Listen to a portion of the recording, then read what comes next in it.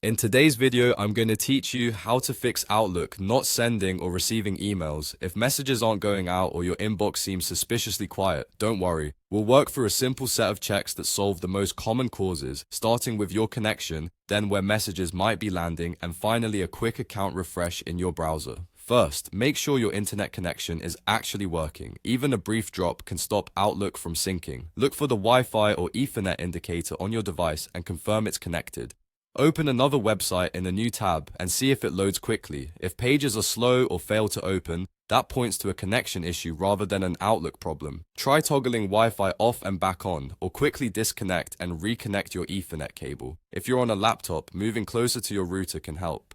Once the connection is solid and other sites work, return to Outlook and give it a moment to sync again. Next, check whether Outlook delivered your mail somewhere you didn't expect. Start with the junk email folder. Open it and look for any legitimate messages that were misclassified. If you find one, mark it as not junk and move it back to your inbox, which also helps train the filter for next time. Then, in your inbox, switch between the focused and other tabs. Outlook can sometimes place new or automated messages in the other view, and it's easy to miss them. If you consistently find important messages in other, move them to focused so Outlook learns your preference. Also glance at the search bar to make sure no filters are hiding messages. Clearing an active search often reveals missing mail. Finally, refresh your Outlook session. Sign out and sign back into your account to renew credentials and clear minor session hiccups. If you're using Outlook on the web, try opening it in an incognito or private browsing window. This bypasses cached data and most extensions, which can occasionally interfere with mail loading or sending. If it works in a private window, you've confirmed the issue is likely tied to your browser's cache or an extension. You can also test a different browser entirely to compare behavior.